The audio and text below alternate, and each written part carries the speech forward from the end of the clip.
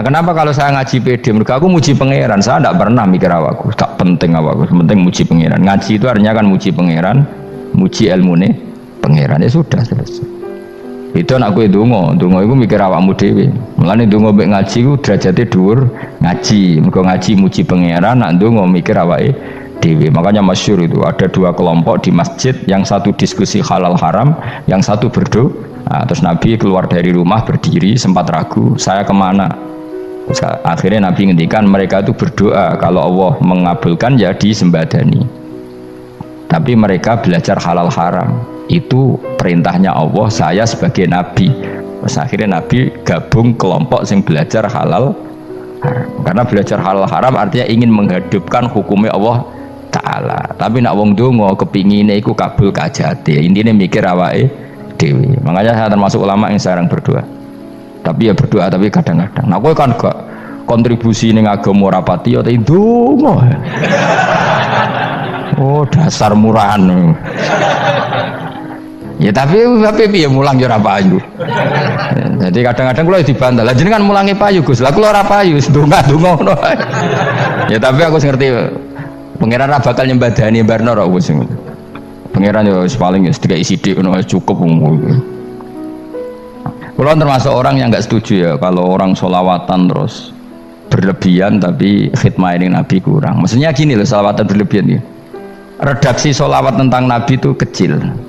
Bukan sholawat jumlahnya enggak, redaksi tentang Nabi itu kecil, sementara tentang keinginannya itu saya tidak suka. Saya suka sholawatan itu ya yang nyifati Nabi banyak, kemudian keinginannya kecil, itu bagus. Kayak Ikhya itu, kayak Ikhya Abdul Hasan Asadili itu, kalau dongo itu jaluknya mau swidik, paling baris paling terakhir. Misalnya gini, Nahmaduka ya man huwa la ilaha illa anta ar-rahmanur rahim, itu langsung in sampai nyifati Allah itu 99. Buar ngono nganti berkuras-kuras. Lagi terakhir mau njaluk donga sithik. Nah kowe kan enggak muni muji Allah mau basa-basi tok. Alhamdulillah rabbil alamin wassalatu wassalamu ala Muhammadin. Mau nggo syarat tok. Baru ke Allahumma inna nas'aluka nganti telung lari. Telung halaman. Tapi pas muji pangeran alhamdulillah rabbil alamin wassalatu wassalamu ala Muhammadin. Bariku terus donga njaluk mapan tolak buala. Yo aja. Mana jare pangeran muji kekasihku suwidik dongane kecangkeman. Lah saya tuh gak suka jenis itu. Harusnya sholawatnya itu yang panjang. Maksudnya nyifati Nabi yang panjang. Baru mintanya sedikit. Itu bagus itu. Di akhlak. Makanya saya diantara sholawat yang senang itu sholawatnya Habib Ali Al-Habsyi yang arang Simtutur. Itu kalau beliau baca sholawat itu sholatan yattasilu biha ruhul musolli alaihi bi fayam basitu fi qalbi sirru nuri ta'alluqi bi wa hubbi wa yuktabu biha bi inayatillahi ta'ala fi hisbi. Jadi dia baca sholawat itu, ya Allah berikan sholawat kepada kekasihmu Muhammad. Dengan sholawat ini rohnya saya, musolli itu rohnya saya yang membaca sholawat bisa sambung dengan rohnya Rasulullah, dan setelah sambung saya terhitung sebagai orang yang mencintai Rasulullah, dan saya berharap dari cinta itu saya tertulis sebagai umatnya. Nah aku kan enggak mau sholawat itu mau saya termasuk orang yang enggak saya loh ya. Tapi ya tetap baik timbang nganggo primbon ya satu sholawatan ya.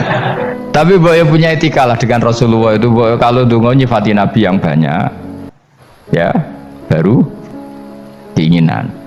Kan banyak itu sholawat yang seperti yang saya misalnya di kitabnya Sayyid Muhammad ada Allahumma sholli ala sayyidina Muhammad nuri kalam alladzi wa nyifati Nabi itu sampai panjang lebar baru menceritakan hajatnya. Kalau kamu kan enggak nyifati Nabi basa-basi mau sidik malah kadang orang misalnya ala Muhammad kok ala Muhammad muni sayyidina aja disoal misalnya terus baru kudungannya panjang. Saya termasuk yang enggak setuju karena itu menurut saya kurang etika. Makanya Rasulullah itu kalau berdoa kalau sudah nyifati Allah, coba tak beri satu contoh saja doanya Nabi. Alhamdulillahi hamdan yuwafi ni'amahu wa yukafi'u mazida ya rabbana lakal hamdu kama yanbaghi li jalali wajhika 'azimi sultanik la nuhsi sana'an 'alaika anta kama asnaita 'ala nafsik. Itu sudah berapa itu nyifati Nabi? Itu belum doanya tuh. Nah kamu kan enggak Allahumma alhamdulillah rabbil alamin Allahumma ya Allah di hajati gremeng titik seramu tuh kan Jangan gak bakat wali. Nah cara kula iku sisen ngono. Kula ya sering ngamini dongane wong ngono tapi ning atiku amin itu maksudnya amin barno mawon Gusti. Nanti aku amin tapi amin ku barno mawon Gusti. Wong ora jelas ngono berarti.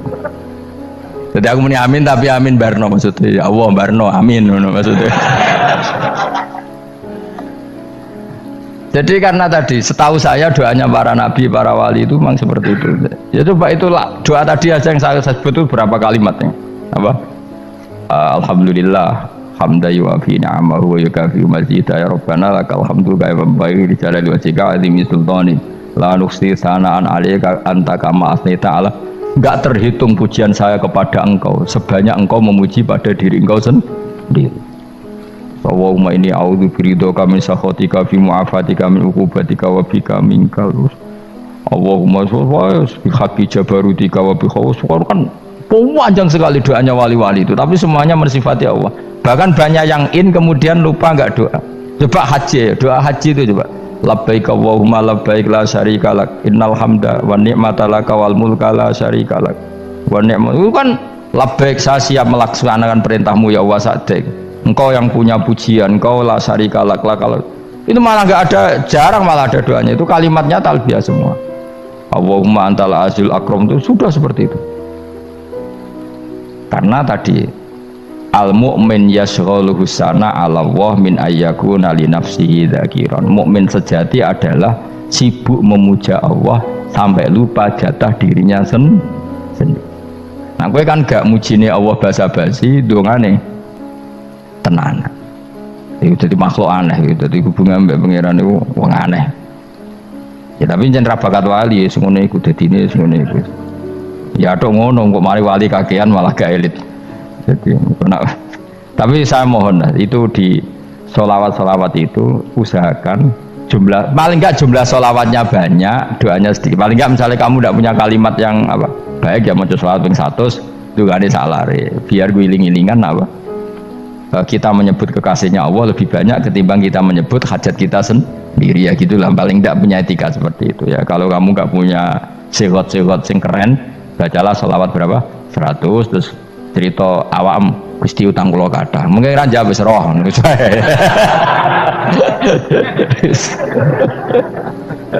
tapi kan kita menyebut kekasihnya sampai 100 nyebut utang bisa no cowok nyebut kekasih bisa nyebut utangnya 100 berarti yang nak ditakoki pangeran kowe nyebut kekasih wong pira pisan nyebut utang 100 dasar rayu utang nomor ya ada, saya termasuk orang yang nggak setuju tadi.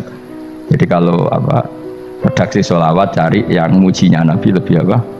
Lebih banyak. Karena itu nanti lebih diridhoi Allah Taala. Coba Allah sendiri kalau nyebut nabinya itu hitung saja. Laqad ja'akum rasulun min anfusikum. Jadi rasulun min anfusikum, seorang rasul yang sejenis dengan kamu. Terus azizun, orangnya sangat terhormat. Alaihi ma'anitum, rasul ini siap menanggung apa yang kalian tidak mampu. Kowe ra bakat mlebu swarga baru kaya syafaate Nabi akhirnya mlebu swarga. Kowe ra kelar korban, Nabi tahu mengorbankan kita semua. Dokha Rasulullah bikabsaini terus hada an ahli wa hada amman lam yudokhi min mati jenenge alihima anittum. Nabi menanggung apa yang kalian berat. Azizun, Nabi itu ali terus harisun alaikum, Nabi sangat berkomitmen menyelamatkan kalian. Haris itu keinginan yang berlebihan itu jenenge apa? Haris kiai kuno namanya nih ngungseng, keinginan yang over. Nabi itu sangat berkeinginan kita ini maslahat. Terus bil mukminina raufur, Allah yang super saja kalau nyebut nabinya nyifati sebanyak itu. Ada ayat lagi misalnya Rabbana wab'ats fihim rasulam minhum yatlu alaihim ayatika. Muhammad itu siapa? Seorang rasul yang membacakan ayat-ayat Allah. Wa yu'allimuhum, seorang rasul yang mengajari mereka alkitab wal hikmah. Wa yuzakkihim, seorang rasul yang membersihkan akhlak-akhlak kita. Jadi artinya Allah punya tradisi kalau nyifati rasul itu banyak. Juga nyifati orang-orang sekeliling rasul. Makanya menurut saya mazhab Syiah itu enggak pas. Karena Allah kalau nyifati Rasulullah itu jika nyifati orang-orang di sekeliling Rasulullah, dan itu dengan pujian, yaitu Muhammadur Rasulullah walladzina ma'ahu asyidda walal kufar ruhama'u bainahum tarahum ruk'an sujada yabtawuna fadlan minallahi warid wa nasimahum fi wujuhim min atharis sujud. Itu kan panjang sekali, dan orang-orang sekeliling Muhammad adalah begini. Kayak apa Allah muji para ashabu Rasulillah? Masa kita ikut kelompok yang menghina ashabnya apa? Rasulillah. Makanya kita tetap madzhab ahli sunnah apa? Wal jamaah, yaitu mencintai semua sahabat, karena Allah saja yang Tuhan mensifatinya dengan sehormat itu, mensifati apa? Ashabu Rasulillah, disifati orang-orang yang saling kasih sayang sama orang mukmin. Tarahum ruk'an, sujud dan komitmen hidupnya untuk rukuk dan sujud. Simahum fi wujuhim min asari sujud. Sudah asari sujud tidak usah diterjemah, nanti sensitif. Cuma setahu saya asar sujud itu nanti setelah di akhirat orang sering sujud itu jabahnya itu ada nurnya. Tapi kalau ada yang nafsirkan asari sujud itu warna tertentu ya semboy, itu sensitif. Yang jelas asari sujud itu ya sudah seperti itu. Seneng kamu kok hasut. Kowe nyen provokator, nak ono apa ya? Ada hal yang begitu terus mau berlebihan. Uteke ya khisimun. Nah, kalau ada kepentingan, pokoknya ayatnya si mahum fi wujuhim min atharis sujud, bahwa dalam jabahnya itu ada asaris sujud. Itu masyhur kan, saya terangkan ya, tapi gue jauh sensitif loh, biasa wae. Suatu saat Rasulullah itu ngendikan begini, nanti saya kata Nabi akan nyafaati kalian semua. Sahabat-sahabat tanya, ya Rasulullah dengan sekian miliar orang bagaimana kamu mengenali kita? Saya ulang lagi, suatu saat saya nanti akan nyafaati kalian karena saya kenal kalian. Maksudnya di akhirat. Ya Allah, di akhirat. Terus sahabat tanya, ya Rasulullah bagaimana engkau mengenali kita sementara nanti di akhirat bermiliar-miliar orang gitu.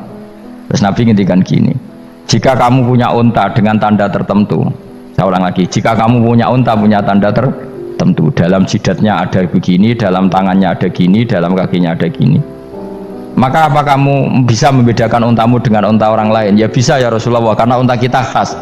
Misalnya kaki depannya ada putihnya, kaki belakangnya ada putihnya, dalam baduknya ada putihnya. Kata Nabi, inna ummati yut'auna yaumal qiyamati hurran muhajjalin min asaril wudu. Nanti umatku nanti wajahnya juga bersinar, tangan kakinya juga bersinar.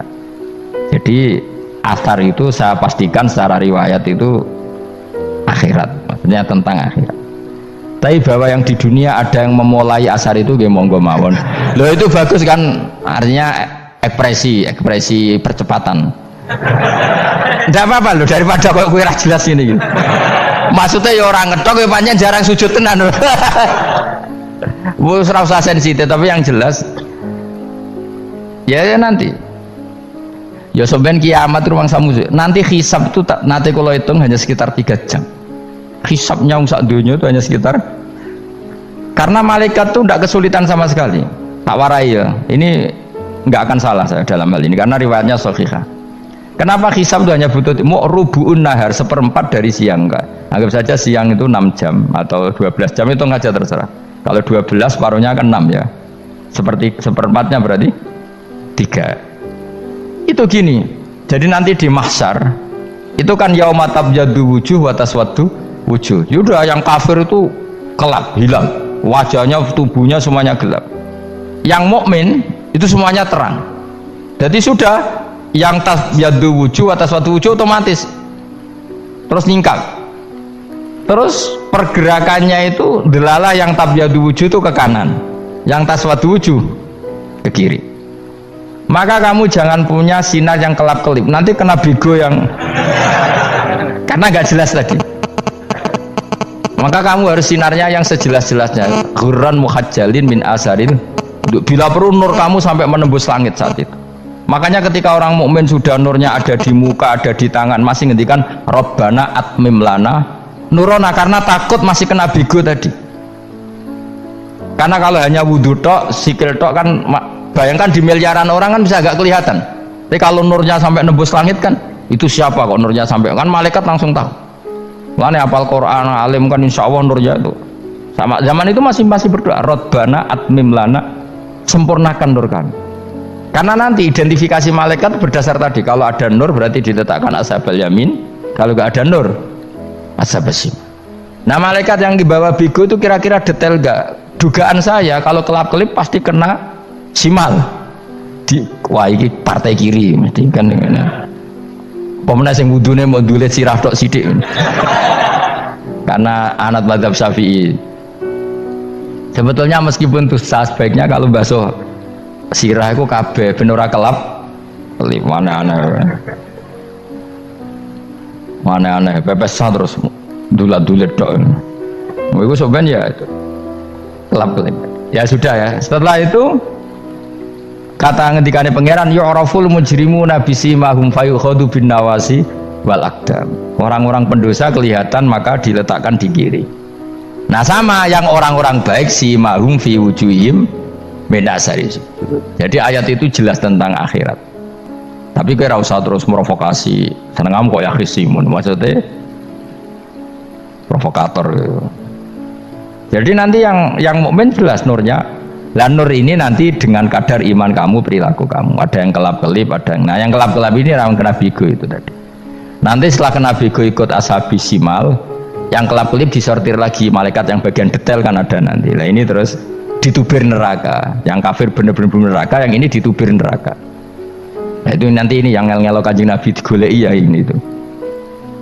Mana sakit kanjeng Nabi, mana ono kiai soleh darani, nah iso soleh dewi sakit Nabi mereka terus goleki ndi umatku sing kelap-kelip gitu.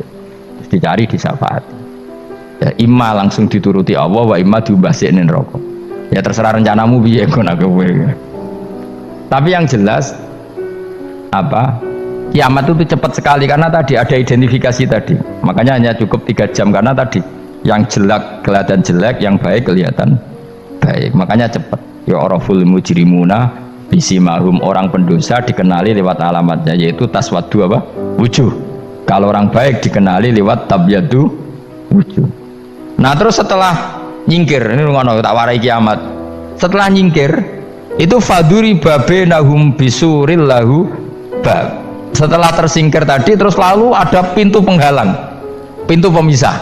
Nah pintu pemisah tadi yang sisi kanan langsung jadi surga, yang sisi kiri jadi neraka. Itu disebut faduri babenahum bisuril lahu bab batinu fi rahmatu wa dhahiruhu min kibalihil adab. Yang pintu arah kanan otomatis wilayah surga, yang pintu kiri otomatis wilayah neraka. Nah problemnya ketika penutupan pintu itu dah yang kelap-kelip itu katut kemana ini yang makanya kamu jangan malok partai yang apa kelap-kelip yang nggak jelas itu koalisi kemana ya. Kalau partai besar kan iso nyalon presiden, partai kecil ini kan ikut mana ini kan sing sak ngisore 1%, 2% ini kan repot. Loh coba misalnya nur kamu 2%, berarti gelap kamu kan 98%. Kira-kira malaikat mengkategorikan kemana coba? Ayo jawab. Gelap. Loh kok ada semangat Pak? Padahal itu bagian dari kamu. Kalau satu tubuh itu sinarnya hanya 2%, kira-kira kategorinya itu partai gelap, partai terang. Waduh semangat kok ya dulu. Berarti kegaruk kemana? Kiri. Tapi bisa saja malaikat cara berpikir gini. Tapi kok ada cahayanya ya? Padahal kata Allah, yang bercahaya ashabul yamin. Kan nggak ada bilang cahaya terang. Bisa saja malaikat, alhamdulillah berpikir begitu. Ya nanti kita rayu saja supaya berpikir ini kan yang penting ada cahaya. Kan Allah tidak bilang terang apa kelap-kelip. Ya mungkin saja asal ada cahaya dikategorikan lahu nur, punya apa? Nur. Tapi yang jelas saat itu pun yang sudah punya cahaya masih berdoa Rabbana atsmim lana nurona. Ya Allah saya mohon sekali nur-nur kami sempurna. Jadi ini saya bantu teman-teman yang hafid-hafid supaya tahu maknanya ya, dan yang nggak hafid ya dengar ya. Kalau nur itu penting, makanya Nabi itu kayak apa? Nabi itu orang super itu kalau ngendikan wa al min fauqi nuran wa min tahti nuran wa an yamini nuran wa an simali nuran, sampai terakhir Nabi masih mendoa untuk dirinya waj'alli nuran, dan semua tubuh saya jadi nur. Jadi Nabi sudah gitu, ya Allah jadikan sisi depanku nur, belakang kami nur, kanan nur, kiri nur, terakhir itu apa? Waj'alni nuron, dan doa semoga semua tubuh saya jadi itu termasuk doa yang sering saya baca karena saya takut kelap-kelip tadi. Ini bahaya ini kalau malaikat Saya tidak tahu cara berpikir malaikat tadi. Apa ngitung 98% maka dikategorikan apa? Gelap. Apa dihitung nurnya saja? Wong instruksinya Allah kan yang ada nur ashabul yamin. Meskipun kelap-kelip kan punya nur. Saya tidak tahu nanti ikut 2% ikut mana kalau di partai koalisi itu? Ikut yang menang biasanya, ikut yang apa? Ya paham ya, makanya saya mohon kalau wudhu itu usahakan sempurna, terutama wudhu sholat. Kalau nggak wudhu sholat itu sebaiknya nggak sempurna, supaya ada bedanya wudhu sholat sama wudhu tidak sholat. Rasulullah itu masyhur gitu ya, Rasulullah itu kadang tawaddu'a wudhu'an khafifan, wudhu yang sederhana, yaitu hanya sekali-sekali dan tidak sempurna. Ketika ditanya as-sholat ya Rasulullah, tidak.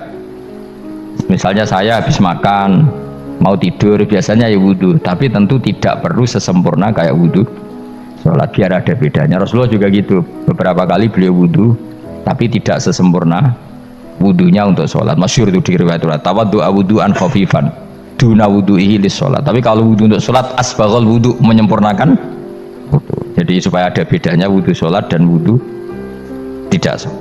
Saya gak wong ora iso ngaji podo kabeh. Abu Bakar ya gitu, ana wong poso sunat kok nyediakno buka dimarahin.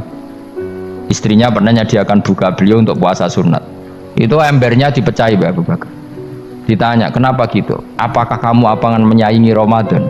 Jadi gak boleh memperlakukan puasa sunat kayak Ramadan. Dia biasa saja. Kalau puasa sunat wah buka kolak apa Ramadannya ya iri tuh, ini gimana kok saya disaingi ini. Jadi kabeh itu ada proporsinya, ada apa? Makanya megang Quran ya wudhu, megang wudhu. Nah tapi gitaran terus wudhu, pengiran tersinggung, piye kok menjegal gitar wudhu. Jadi gak boleh kebaikan disaingi, itu juga gak boleh. Bapak gue sergap wudhu sampai nyekel gitar. Untuk Quran tersinggung, wah semen ibu gak semen kan. Malaikat panitia kan ya tersinggung. KB itu kan ada proporsinya apa? Ada proporsi. Itu hebatnya Rasulullah. Jadi kalau beliau wudhu, bahkan wudhu itu wudhu li sholat sama tidak sholat itu. Misalnya sholat sunat itu kamu mampu ngadeg boleh nggak duduk? Boleh. Kalau sholat fardu nggak boleh, biar ada bedanya. Fardu itu spesial, nggak boleh, harus berdiri. Kalau sunat pun harus berdiri. Fardu tersinggung, iya sunat kok nyaingi aku kan gitu kayak. Ya makanya sholat fardu wajib berdiri ya. Sholat sunat boleh duduk meskipun mampu loh ya. Nggak boleh sama. Sholat sunat pun harus berdiri. Berarti ada sunat menyaingi fardu. Ya jelas ya. Jadi aturan main itu harus jelas. Nggak boleh. Makanya Abu Bakar itu nggak mau kalau ada orang puasa sunat kemudian apa? Abdullah bin Mas'ud lebih parah. Dia itu tukang nyuepeng orang yang selalu sholat duha. Makanya saya itu duha itu jarang karena takut kena sweepingnya siapa? Abdullah bin Mas'ud. Itu ada orang khusyuk tiap hari duha disweeping sama dia. Apakah kamu menjadikan sholat ini jadi fardu kok mbok lakoni bedino? Awas nang mbok lakoni bedino. Daerah akhir duha dilakoni bedino. Perkara ini butuh duit. Itu kalau zaman Abdul Mas'ud kena sweeping apa? Karena berarti menandingi fardu. Yes, ora usah anut ilmu ku bahaya itu di sensitif. Cuma ini kan ilmu tetap tak utarakan biar kamu tahu, nggak boleh fardu disaingi itu nggak. Coba kan banyak ketentuannya tadi. Contoh paling gampang itu apa? Kalau sholat fardu boleh nggak boleh apa? Duduk. Sholat sunat boleh duduk. Sholat sunat boleh di kendaraan sesuai jalannya kendaraan. Nama tawajjahat bi rohilatu. Kalau sholat fardu, kalau kamu naik unta harus turun untuk memastikan di kiblat. Jadi banyak sholat sunat kamu dalam keadaan najis sudah tidak boleh dilakukan. Kalau sholat fardu, karena saking pentingnya fardu, meskipun dalam keadaan najis tidak menemukan alat sesuci harus tetap sholat. Jenenge sholat dihormatil waktu, karena nggak boleh fardu ditinggalkan. Meskipun nanti harus iadah, karena nggak boleh mengalahkan fardu meskipun itu oleh najis. Jadi misalnya kamu pergi hanya bawa satu celana, kemudian di terminal atau apa kena najis, kena uyah sampean misalnya, kamu harus tetap wudu dan sholat karena nggak boleh fardu ditinggalkan meskipun nanti harus iadah karena sholat kamu tidak sempurna. Dalam keadaan celana kamu najis boleh nggak sholat sunat? Oh nggak boleh, karena kalau fardu itu darurat, memang sesuatu yang harus maka dilakukan. Tapi kalau kamu dalam keadaan nggak suci nggak boleh melakukan sholat apa? Sunat. Karena fardu itu spesial apa? spesial. Bukan kalau terus nol. Wamtazul yauma ayyuhal mujrimun. Ya, jadi orang mujrimun harus terpisah dari orang apa mukmin, dan yang keharusan itu ketika di surga. Tapi kalau di dunia ya boleh muamalah boleh. Ya muamalah yang halal maksudnya. Infaridu tegese misau sira kabeh ana mukminin sing pira-pira mukmin intakhtilatihim. Nalikane campure kufar utawa al mujrimin bi iklan al mukminin. To rujuke mbok walik mboten napa. Maksudnya rujuke diwalik ge sami intakhtilatihim mukminin bi iklan kufar atau kufar ning mukminin. Alam ahad ilaikum ya bani Adam. Alam ahad ana ta ora merentano ingsun ilaikum maring sira kabeh. Amurkum tegese ana ta ora merentano ingsun kum ing sira kabeh ya bani Adam ya bani Adam. Ala lisani rusuli ing atase lisane para utusan-utusan ingsun. Bukankah saya telah merintahkan kamu wahai bani Adam Allah ta'budu setan. Yen ta ora menghamba sira kabeh asyaiton ing setan. Ngendikane pangeran kowe cek kanut setan cek nemen nih. Bukankah sudah saya perintahkan kamu tidak boleh diperbudak napa setan. Maknane la tutiu tegese aja taat sira kabeh ing setan. Inna sak temene setan laku maring sira kabeh aduun musuh mubinun kang jelas. Bayinul adawati banget musuhane. Lah setan musuhmu kok malah mbok nut bocah kok sarap ngono. Karwan musuh kok di nut. Anut ya pangeran mergo Allah wali fid dunya wal akhirah. Wa ani buduni lan yen to nyembah sira kabeh ni ingsun. Wa anstune kelakuan budu nyembah sira kabeh ni ingsun wahidu tegese nglakoni tauhid sira kabeh. Kemeng esa kana sira kabeh ni ingsun. Wa ati ulan taat sira kabeh ni ingsun. Harusnya kita hanya ibadah ning Allah Subhanahu wa ta'ala karena dia yang menciptakan kita, tempat kita kembali. Setan itu tidak siapa-siapa, makhluk yang hina, yang lemah. Pokoknya malah taat ya ning gone zat sing super, sing gawe kita, sing memberi rezeki kita, dan zat yang kita kembali. Hadza utawi iki maksudane taat ning Allah taala. Hadza ay al-madkur min taatillah iku siratun ku dalan tori untuk sedalan mustaqimun kan.